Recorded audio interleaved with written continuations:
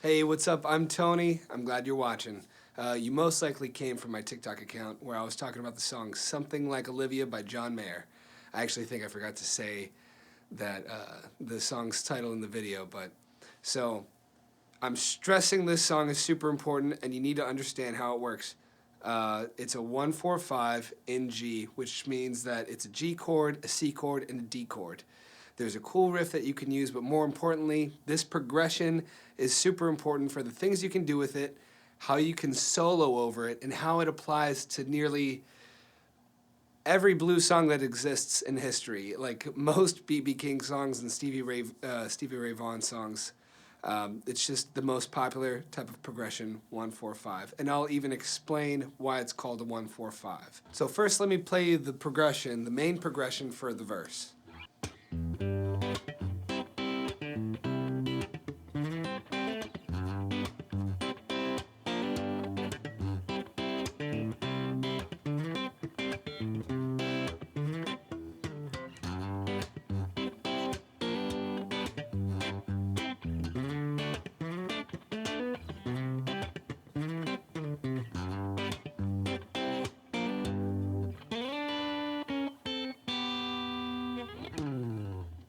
So there's your 1-4-5.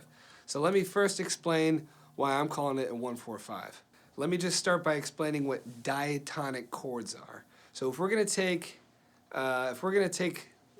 let's just say the C major scale.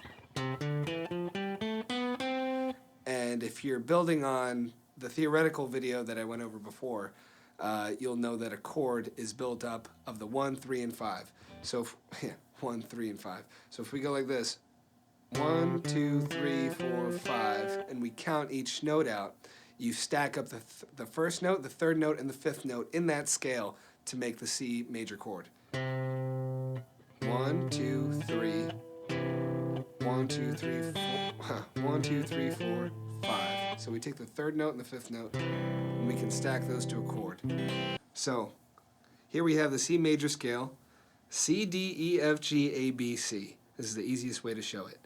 Now, if we're going to label these, we're going to show you, we're going to number them. 1, 2, 3, 4, 5, 6, 7, 8 for each note of the scale. So if we take the first, third, and fifth, that's how we end up stacking a chord. But if we do that and we start at the D and we use the same interval, so 1, skip the 2, 3, skip the 4, 5.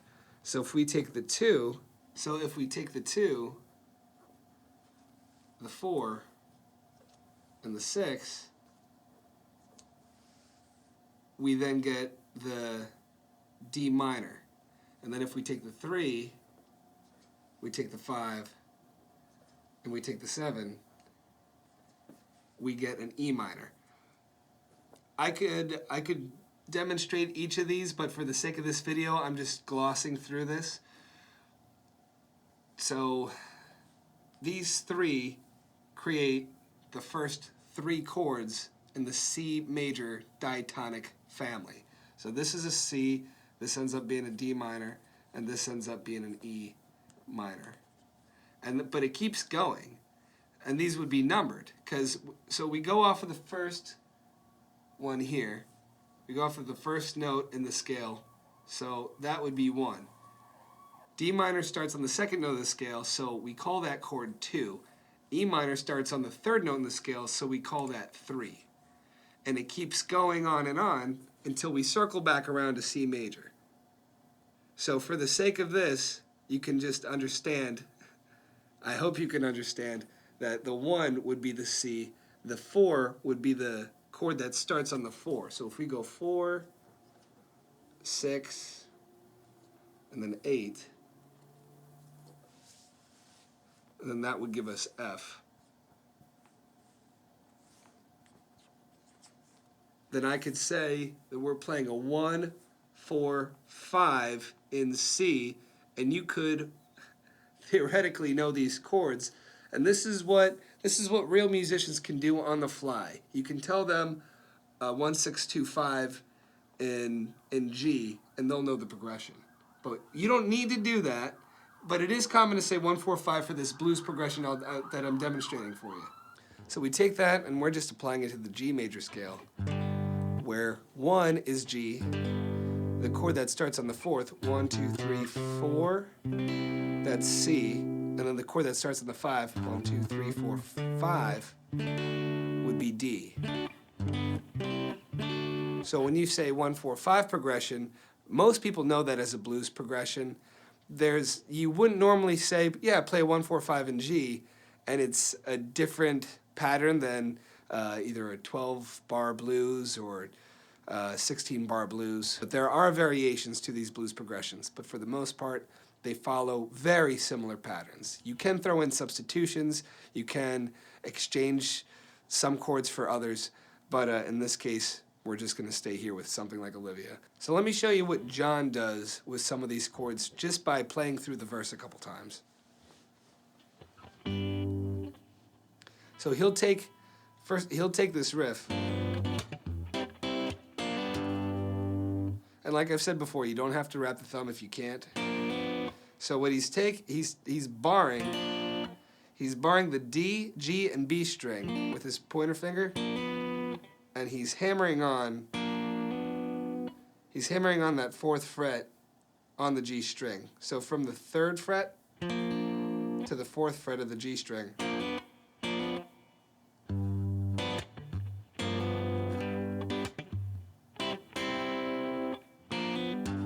So hammer on. And then he's coming down into this G, almost an F position. So he's hitting down that 3rd finger on the D string, 5th fret.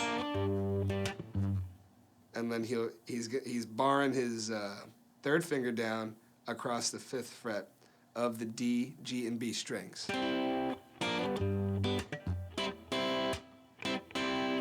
Hitting that twice. And you don't have to pick with your fingers.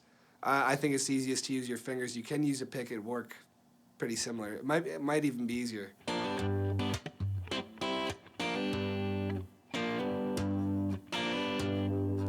So I'm trying to think of what I end up naturally doing.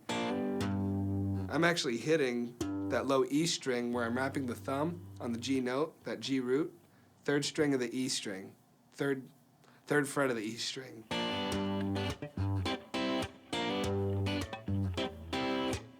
I'll play it slower.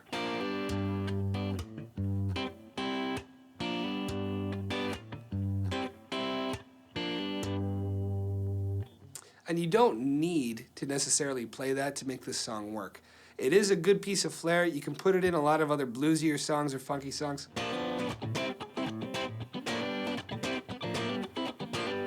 I think it's a really useful thing to know. So that's just for the G. Then he moves down to the C in this bar chord shape. And something you can do a lot. I use this little trick a lot.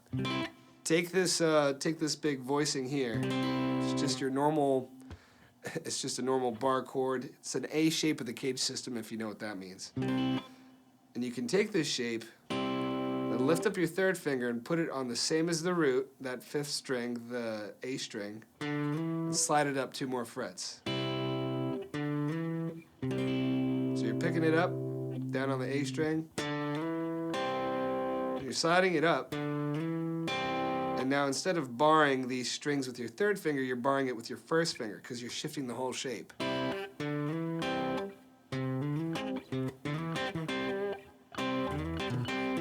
you can slide back and forth and do some cool stuff. It's like back and forth like a seesaw.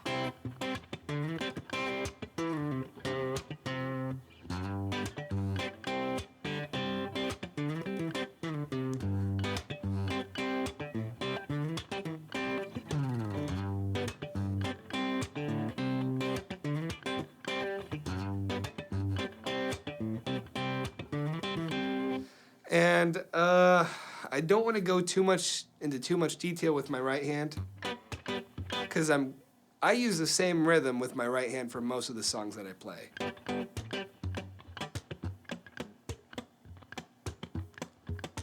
I should make a whole video just for these John Mayer slapping percussive type techniques. So the cool thing about this riff on the C is that you can do the same thing over the D, the same thing over any chord you play with this voicing. So if you were going to play the D and then the C,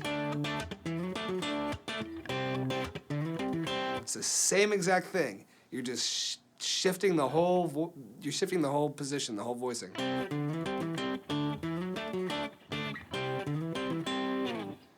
So to play that whole verse,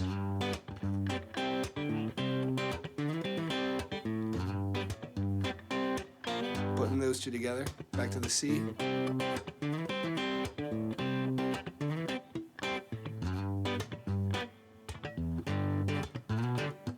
Threw it down on the G.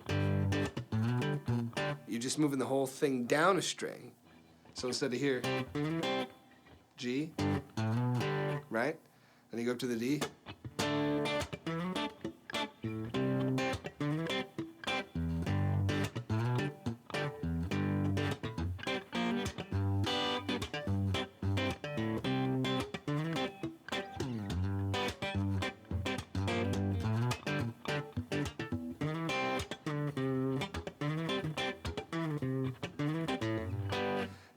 Now I'm kind of just putting some random rhythm and timing onto these things, and I'm using the same two licks that we already went over, and that's pretty much what he's using for like the whole rhythm section of that song. That's what's so awesome, that it doesn't really consist of much. But you can also take that to other songs. If you're going to play another song in C, or let's just say D major.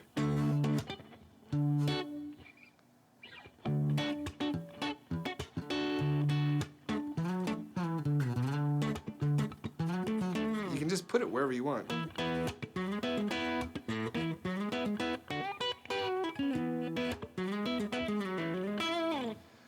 So let me next talk about the few different ways that you can solo over something like this.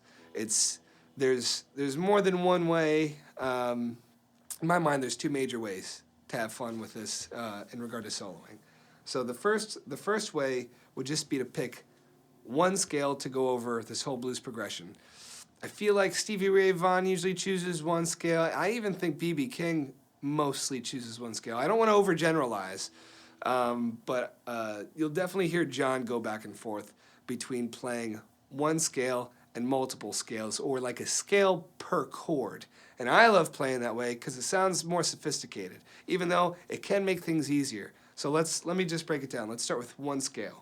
So if we're using G, C, and D, what you can use is the G minor pentatonic scale. I'm going like this.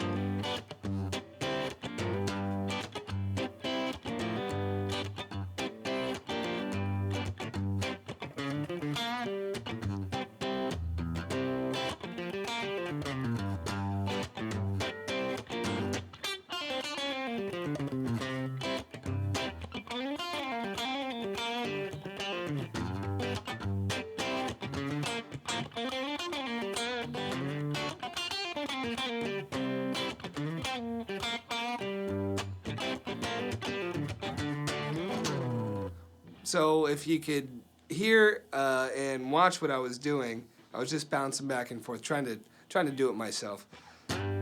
Hit the chord and do a little pentatonic shape. Again, G minor pentatonic. Second box.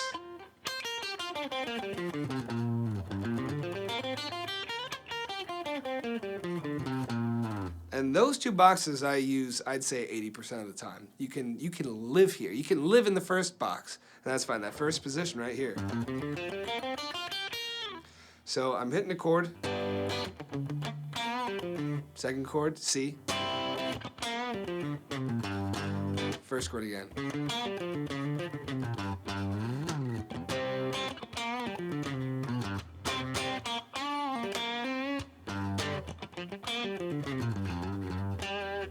D, and the same scale still works.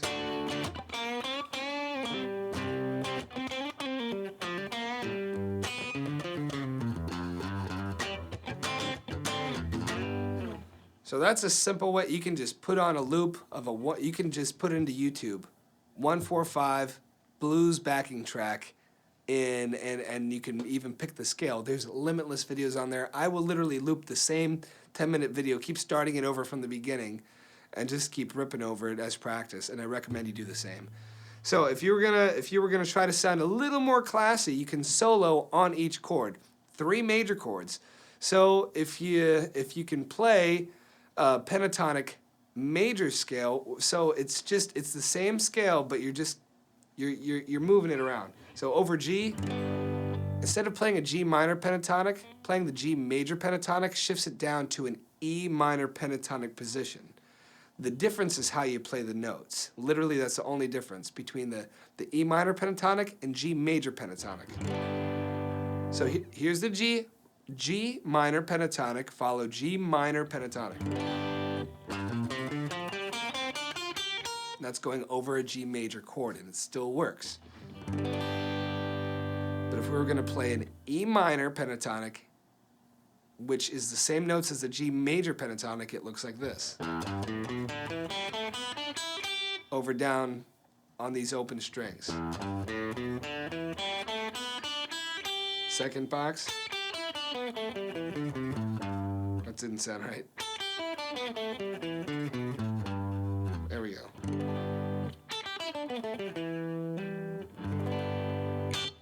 So,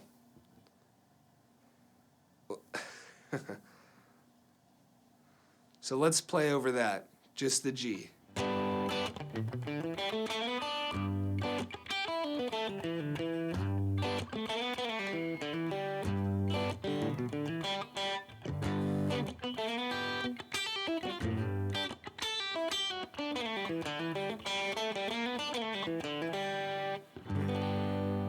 Nice round sounding notes. There's not a lot of friction. It sounds like easy listening.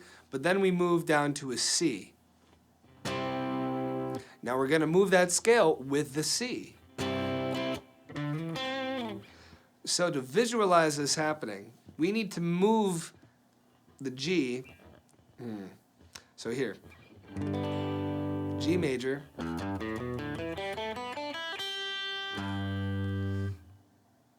You need to visualize like you're moving it up to the C major on the 6th string. That's the easiest way I can imagine it.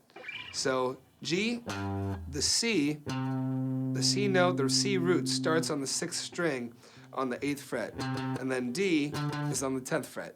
So picture the whole shape shifting up. So from the G string, which starts on the 3rd, shift that up to the 8th.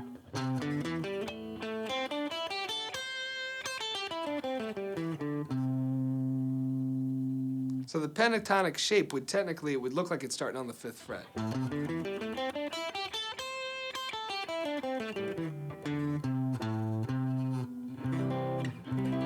This is for your C chord. So what you could do is take the C chord and do that little riff like we slid up before. And now your hand is in the position of that pentatonic shape.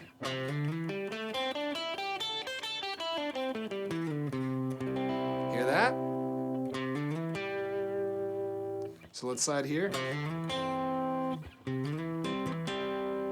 So where your hand is at here on the 5th fret, your first finger is over this 5th fret, bring it all the way down to the bottom and start your normal minor pentatonic shape. A minor pentatonic relative to the C major. So now while we're over the C chord, we can play in this shape here.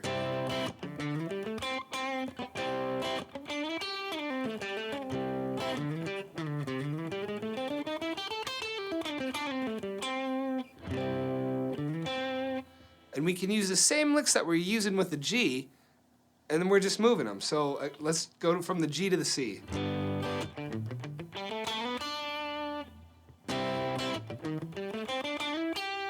You hear the similarity? It's the same lick. We're just moving it.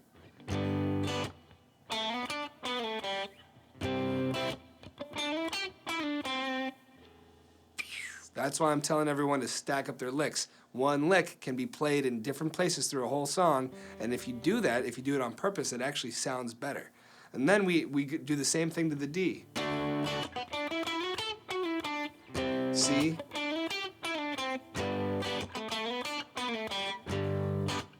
So the only difference from the C to that last chord, the D, is that we're moving that up 2 more frets. D. So that pentatonic shape would start on the 8th fret, the 7th fret.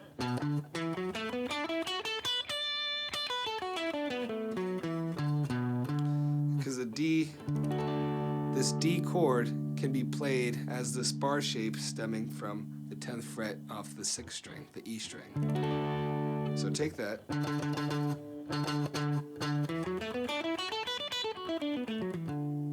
Then the C is here. The G's down here.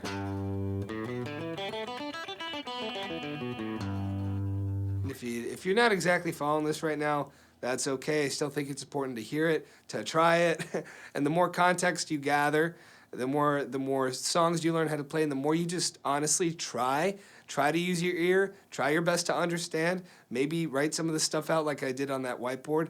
I honestly think it'll help. That's exactly how I learned. I just heard the same people talking about it over and over again, and then it just slowly started clicking.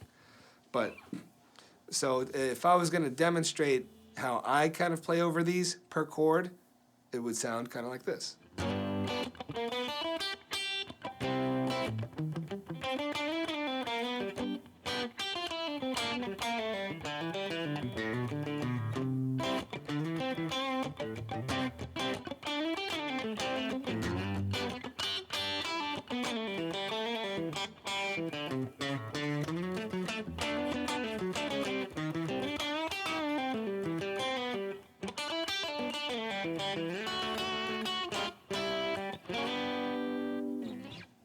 Let me give it one more go around.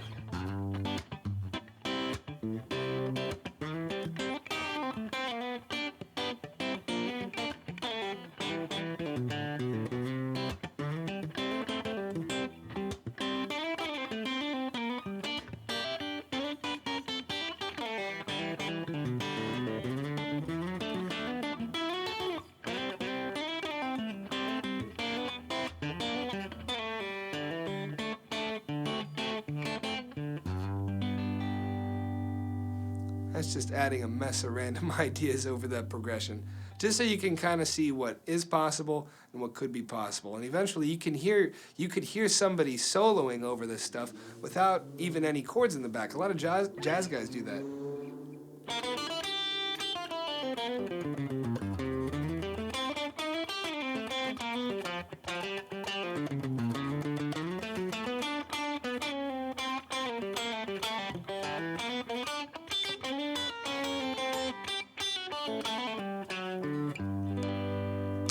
Follow that? I feel like I'm just making a mess of this thing. Well, I hope that gave you a good window of some practical options, some practical ways to approach these songs. And again, this is a 1-4-5 blues standard progression that it would never be a waste of time. You trying to break it down like I just did. If you want to watch this a couple times, I really recommend that. And please let me know if you guys got any questions. The few of you guys have been saying nothing but nice things. Please let me know if I can clear anything up. I'll make a whole video just to clear something up for you guys. All right? Thank you. Good luck. Keep learning. Don't give up.